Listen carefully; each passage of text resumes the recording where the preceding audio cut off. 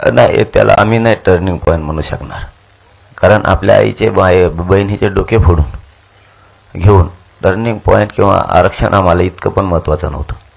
कारण ते विषय काढला ना तर दादा ज्यांनी बघितलं त्यांनाच माहिती कशा मुंडक्यावर ते पाय दिलेले होते, ते मार कसा होता, कशा प्रकारच्या गोळ्या लागल्या, किती आई बहिणीचे डोके फुटले की ज्यांना घर सोडून कधी या कुठं गेलेल्या नव्हत्या.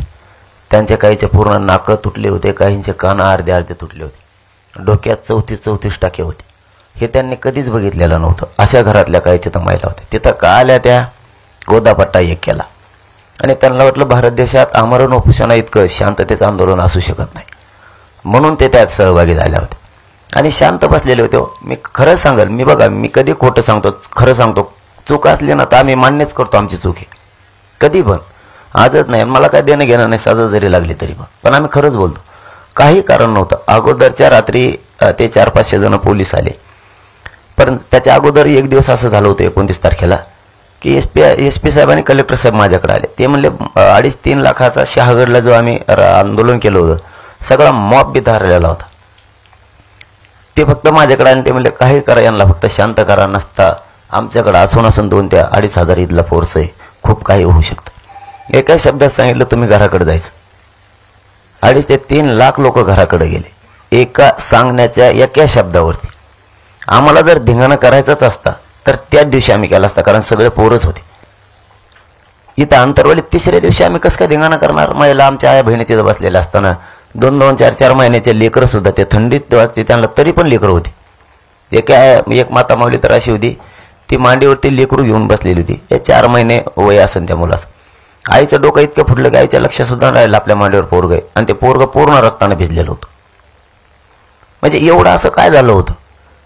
म्हणून त्याला आम्ही टर्निंग पॉईंट नाही मानणार. तो खूप डाग आहे मोठा, की इतकं निर्दयी सरकार मी माझ्या जीवनात कधी नाही बघितलं.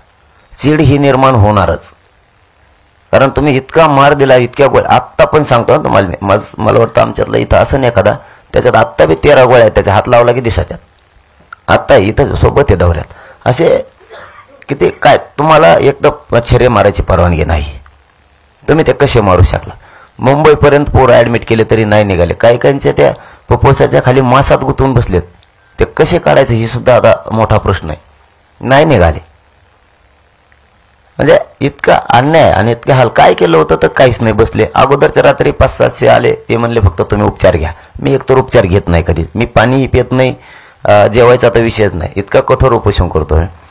तर ते एस पी साहेबांनी त्यांनी त्या दिवशी मॉब बिथरल्याला शांत केल्यामुळे त्यांनी पाठ थोपाडली अंतरवालीत येऊन, की पहिले लोक बघितले म्हणे आम्ही असे. माझ्या पूर्ण कार्यप्रणालीत मी जितकी ड्युटी केली तितकी बिथरल्याला मॉब शांत नाही करतायत. जमवता कोणाला येतात पण वापस नाही पाठवतायत. तुम्ही वापस पाठवले, कौतुक केलं. त्याच्यावर 2 दिवसानं इतके पोलीस घेऊन आले फक्त उपचारासाठी. ठीक आहे म्हणलं, चला. दुसऱ्या दिवशी मला काही होत नाही, मला चांगलं माहिती, कारण मी 12 दिवस बिना पाण्याच्या कसे पण काढतो. आणि दुसराच दिवस होता. म्हणलं असं कसं करायला? ठीक आहे म्हणलं, तरी पण तुमचं म्हणणं आहे, चला उपचार घेऊन टाकू. वापस गेले. 500-600 जेवढे पोलीस होते ते सगळे वापस गेले. ठीक आहे म्हणले, आता उपचार घेतो म्हणलं. सरकारकडून उपचाराचाच आग्रह होता. उपचार घेतो म्हणलं. दुसऱ्या दिवशी सकाळी पुन्हा आले. मग इतके आणले की ते कोणालाच मोजता येत नव्हते. इतके आणले. मग त्यांच्या काही 10-12 गाड्या अशा होत्या, त्यात नुसते दावेच होते. ते 16 ते काय बांधायचं होतं का ऊस तोडून न्यायचं होतं त्यांना काय माहीत. नुसते दावेच. काय याच्यात नुसत्या काठ्याच होत्या, काय याच्यात हेल्मेट, वेगळं प्रयोग सगळ्यांचे. काय याच्यात ते दूर व्हायचेच आणले होते असे. आणि त्यांनी येताना एक 300-400 पोलीस डायरेक्ट त्या आमच्या लोकांमध्ये घुसला आडवा. आणि ते 2-3 जणांनी त्यांच्यात पांढऱ्या कपड्यात सुद्धा काही लोक होते. आमच्या लोक लक्षात येत होते हे काय चाललंय ते. त्यांनी फक्त ढकलाढकली केली आणि त्या माईकचे वायर तोडले. माईकचे वायर तुटले की आवाज जायचा बंद झाला. आमचा आवाज जायचा बंद झाला. त्यांच्यात एकमेकाला त्यांनी काय 1-2 चापटे मारल्या वाटतं बहुतेक. आणि ते कोपर हाणतात बघा, पोलिसाला कोपर हाणतात. लय नमुनेबाज आहेत काही पोलीस. काही आखडत होते की तुम्ही हे नका करू, ही वाईट घटना आहे, तुम्ही असं करू नका. मग काही ते कोपर आणले. पोरं 2-4 खाली पडले. वरून पोलिसांना हाणं सुरू करून एकाएकीच सुरू झालं अचानक. आणि ते इतकं विकोपाला गेलं की ते क्षण काढायचं म्हणलं तरी वाईट वाटतं.